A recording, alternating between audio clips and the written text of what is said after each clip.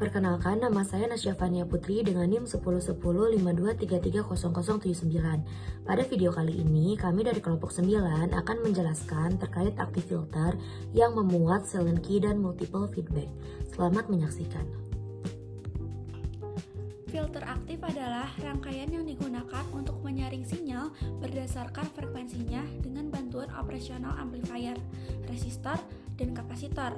Berbeda dengan filter pasif, filter aktif ini dapat memberikan penguatan pada sinyal, memiliki impedansi input yang tinggi, serta tidak memerlukan induktor, sehingga cocok untuk aplikasi frekuensi rendah dan sistem sensorik. Fungsi utama filter aktif yaitu yang pertama, menghilangkan noise, yang kedua, mengambil rentang frekuensi tertentu yang dibutuhkan, yang ketiga, membatasi bandwidth sistem pengukuran agar tidak terjadi distorsi.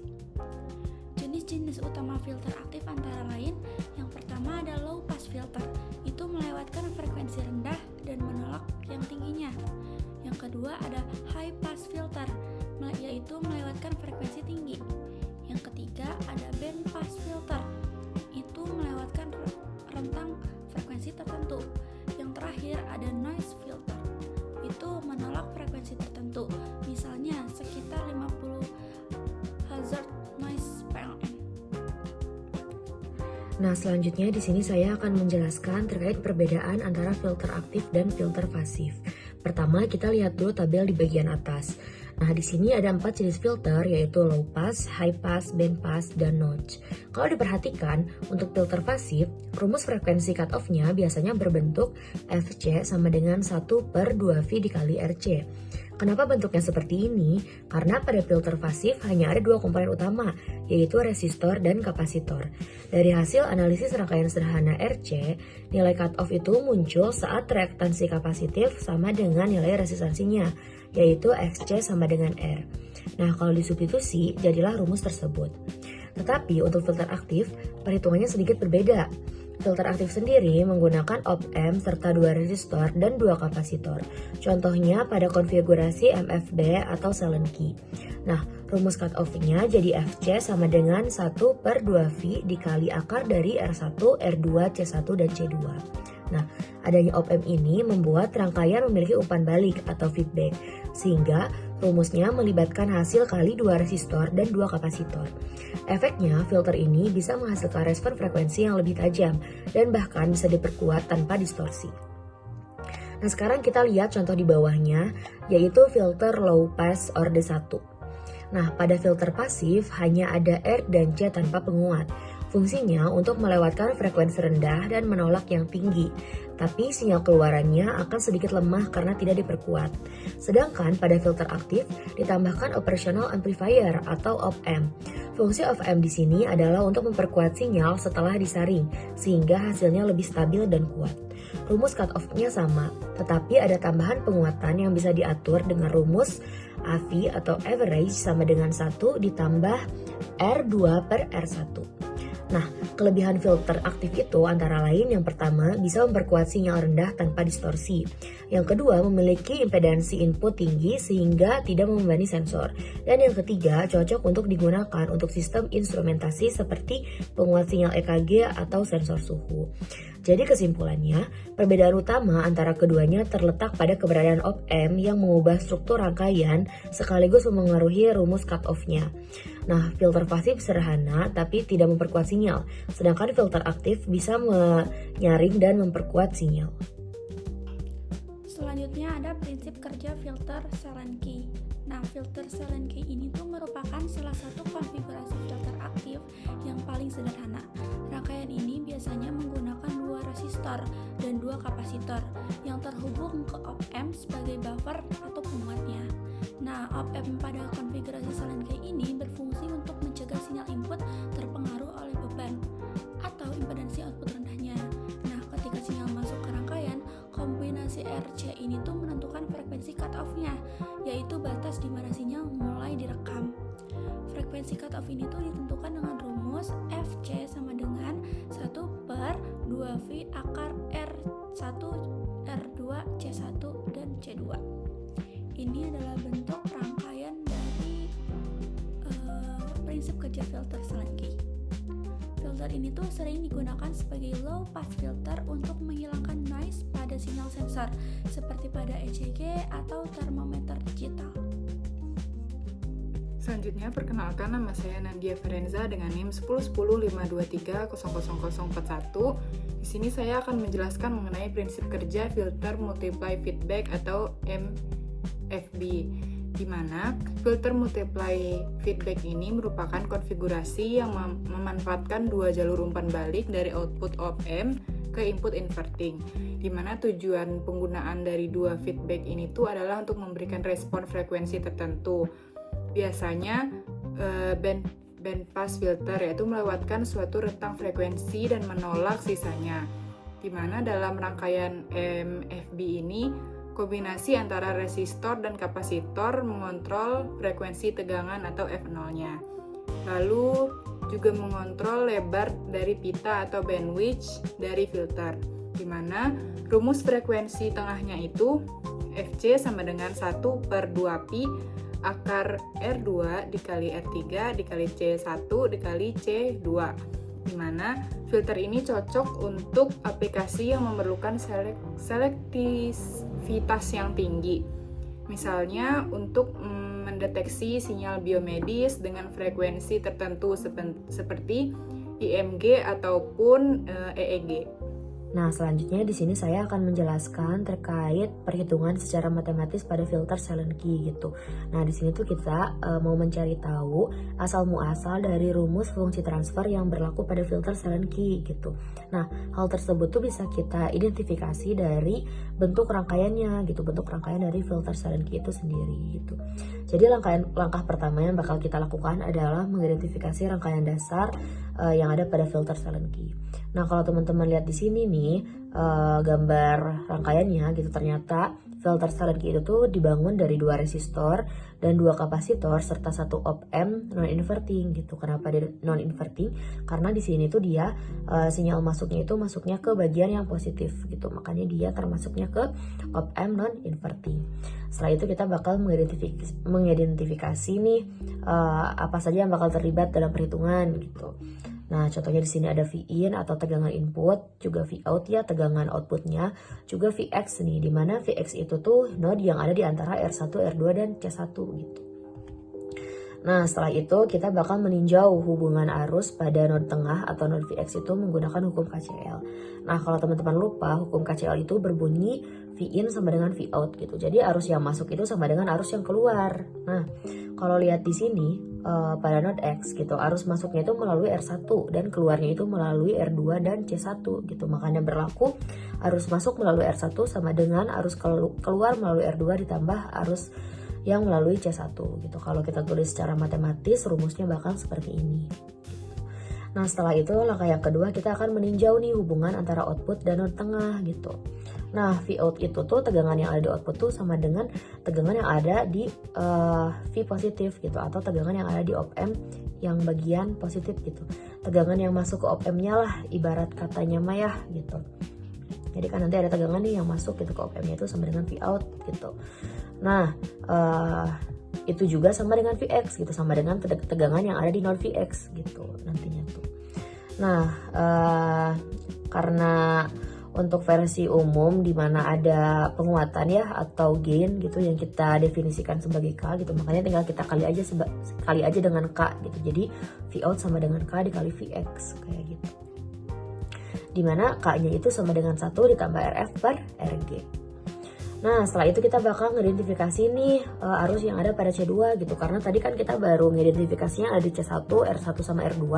Sekarang kita identifikasi nih yang ada di C2 gitu. Dimana kapasitor yang kedua itu tuh dihubungkan antara Vout sama node Vx gitu. Makanya bakal berlaku rumus arusnya itu IC2 sama dengan SC2 dikali Vout dikurangi Vx.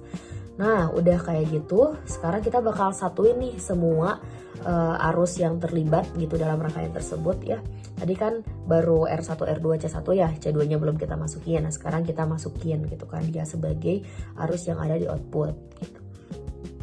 Nah setelah itu kita bakal mengumpulkan semua suku dan substitusi Vout sama dengan KVX. Tadi kan kita sudah mendefinisikan ya kalau Vout itu sama dengan KVX gitu.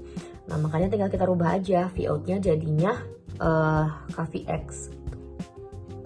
Setelah itu kita bakal menyederhanakan nih rangkaian atau persamaan tersebut ya. Jadinya buat bagian inputnya kita bagi dua, Vin sama Vx-nya, jadinya Vin per R1 dikurangi Vx per R1. Terus juga kalau kalian lihat nih di bagian outputnya, teman-teman lihat di bagian output tuh dari semua unsur pertambahan itu tuh terlibat Vx gitu. Jadi Vx ditambah Vx ditambah Vx gitu. Nah Vx-nya bisa kita keluarin. Kalau Vx-nya keluarin nantinya jadinya persamaannya seperti berikut. Nah setelah itu kita bakal mindahin semua Vx ke sisi kanan gitu. Jadi kan nih di bagian input nih, di bagian Vin, di bagian sebelah kiri masih ada unsur Vx. Nah kita pindahin ke bagian kanan jadinya seperti ini gitu. Jadi kita definisikan kalau rumus untuk Vin itu nilainya seperti ini gitu buat V input. Nah yang ketujuh kita bakal membentuk fungsi transfer, di mana fungsi transfer itu tuh rumusnya Vout per Vin. Nah nilai Vout itu kan tadi kita definisikan Vout sama dengan KVX ya, makanya di sini Vout sama dengan K gitu. Nah buat Vin tinggal kita masukin juga nilainya, nilai Vin-nya berapa gitu. Nah ini kenapa nggak KVX gitu? Kan Vin-nya Vx dikali bla bla bla bla gitu. Vx-nya kita coret yang atas sama yang bawah gitu. Jadinya Vx-nya hilang gitu di atas sama yang di bawahnya. Sisa persamaan yang di dalam kurungnya aja. Nah setelah itu kita ubah persamaan itu ke bentuk standar order 2 gitu. Bisa kita uraiin lagi ya sebenarnya kayak dari persamaan fungsi transfernya kita kali omega c kuadrat gitu, nanti kita otak-atik lagi sampai terbentuk gitu persamaan yang ketika dibentuk tuh gitu jadinya Hs sama dengan K dikali omega c kuadrat dibagi S kuadrat ditambah omega c per Q dikali S ditambah omega c kuadrat gitu, dimana nilai dari omega c nya seperti ini dan nilai Q nya juga seperti itu. Oke. Nah di sini juga kita sertakan ya pengertian-pengertiannya gitu dari rumus tersebut, dimana omega c itu merupakan frekuensi sudut cut off yang nilainya itu tergantung produk dari RC gitu. Nah buat Q-nya itu merupakan faktor kualitas gitu, dimana dia tuh tergantung nilai resistor, kapasitor, dan nilai gain-nya gitu. Nah, juga ketika K-nya sama dengan 1 maka filternya menjadi unity gain gitu, dan ketika K-nya dinaikkan maka nilai Q-nya juga bakal meningkat sehingga responnya tuh bakal makin tajam atau lebih selektif gitu dalam memfilter, seperti itu. Pada rangkaian dasar filter multiple feedback itu tuh terdiri dari 3 resistor dan 2 kapasitor. Inputnya nanti masuk ke terminal inverting, sedangkan terminal non invertingnya itu di ground-kan. Terus yang kedua, KCL di non inverting. Nah, jumlah arus yang masuk ke non invertingnya itu sama dengan 0. Jadi Vn per V inverting itu per R1 ditambah SC dikali 0 min V inverting ditambah V out min V inverting per R2 sama dengan 0. Nah karena op-amp-nya itu ideal, jadi V inverting sama dengan V non inverting ditambah 0 dan disubstitusikan V invertingnya jadi 0. Habis itu dari analisis lengkapnya menggunakan hukum KCL di not inverting dan hukum tegangan loop didapatkan sebagai berikut, dengan nanti wajahnya itu dengan rumus ini. Habis itu tinggal dimasukkan saja. Penjelasan fisiknya itu bagian S per wajahnya itu menunjukkan bahwa sinyal frekuensi rendah dan tingginya itu direndam. Terus bagian tengahnya itu kan band pass dikuatkan oleh rasio resistor R1 dan R2. Terus Q-nya itu menentukan lebar pita. Jadi Q tinggi itu pitanya sempit, sedangkan Q kecil itu pitanya lebar. Jadi bentuk standarnya itu HS sama dengan KS per WC per S kuadrat ditambah S per QWC ditambah 1. Nah, numeratorsnya itu menyebabkan respon bandpassnya itu rendah dan tingginya itu ditolak. Denominators ini tuh menunjukkan karakteristik dari RD2. Selanjutnya di sini adalah signifikansi dalam sistem instrumentasi. Dalam sistem instrumentasi sendiri, sinyal dari sensor itu seringkali terganggu oleh noise atau komponen frekuensi yang tidak diinginkan, yang dimana filter aktif itu berperan di dalam yang pertama, menyaring sinyal agar hanya frekuensi relevan yang diterima oleh filter. Yang kedua, meningkatkan rasio sinyal terhadap noise. Yang ketiga, mengkondisikan sinyal sebelum masuk ke dalam ADC atau microcontroller, di mana di sini kita punya beberapa contohnya. Yang pertama, pada alat EKG, filter low pass digunakan untuk menekan noise dari otot dan pergerakan.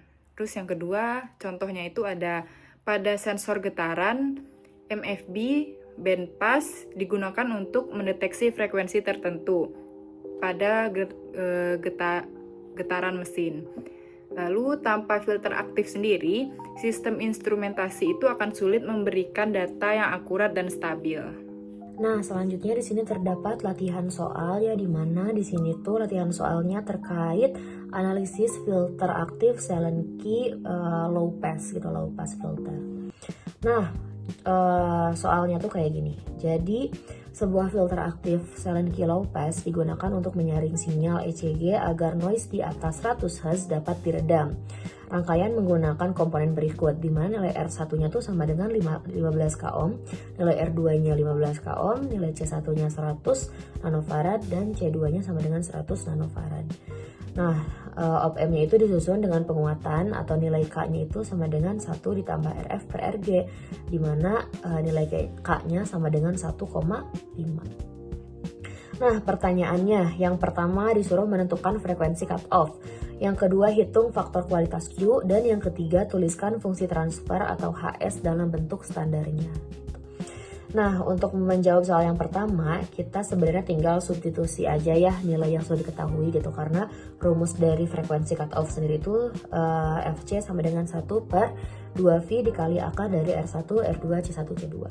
Tinggal kita masukin nih nilai R1, R2, C1, C2 nya. Lalu kita selesaikan dulu perkalian antara R1, R2, C1, C2. Ternyata menghasilkan nilai 2,25 dikali 10 pangkat negatif 6.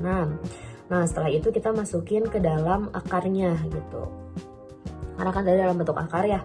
Jadi akar dari 2,25 dikali 10 pangkat 6 sama dengan 1,5 dikali 10 pangkat negatif 3. Setelah itu kita masukin lagi FC sama dengan 1 per 2V dikali hasil dari akar tadi, yaitu 1,5 dikali 10 pangkat negatif 3. Nah, hasilnya 2V dikali tersebut jadinya 9,42 dikali 10 min 3. 1 dibagi 9,42 dikali 10 min 3 sama dengan 106,1 Hz gitu. Nah, selanjutnya nomor 2 itu kita disuruh untuk menentukan faktor kualitas Q gitu. Nah, tadi juga udah kelompok kami sertakan ya rumus dari Q itu seperti apa gitu, di mana Q sama dengan tersebut lah ya. Tinggal kita substitusi aja nilai-nilainya sama kayak tadi, R1-nya substitusi, R2-nya substitusi gitu, C1, C2-nya substitusi, dan nilai K-nya juga kita substitusi. Nah, kita masukkan ke dalam rumus gitu. Kita selesaikan dulu yang bagian bawah ya. 15 dikali 10 pangkat 2 dikali 200 dikali 10 pangkat negatif 9 sama dengan 3,0 dikali 10 negatif 3. Ditambah ini 15 dikali 10 pangkat 3 dikali 100 dikali 10 pangkat negatif 9 dikali negatif 0,5 sama dengan negatif 0,75 dikali 10 pangkat negatif 3. Nah, maka total denominatornya sama dengan 3 dikali 10 pangkat negatif 3 dikurangi 0,75 dikali 10 pangkat negatif 3 sama dengan 2,25 dikali 10 pangkat negatif 3. Udah tuh kita dapat ya hasil dari penyebutnya gitu.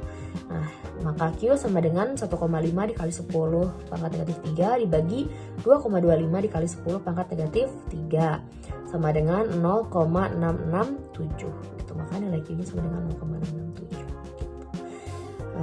Masih mudah ya.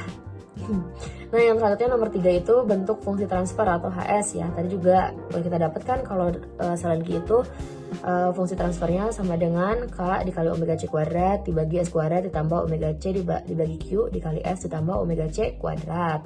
Dengan nilai dari omega C nya itu sama dengan 2V FC. Nah, frekuensi cutoff-nya udah kita dapat nih. Tadi 106,1 tinggal dikali 2V sama dengan 666.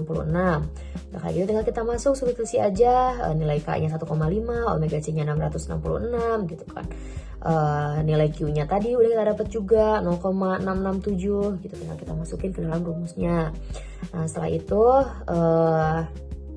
kita operasikan ya, kita kali, kita kuadratin semuanya gitu sampai nanti hasilnya jadinya HS sama dengan 6 dikali 66 dikali 10 pangkat 5 dibagi S kuadrat ditambah 999S ditambah 4,44 ditambah 10 pangkat 6 gitu.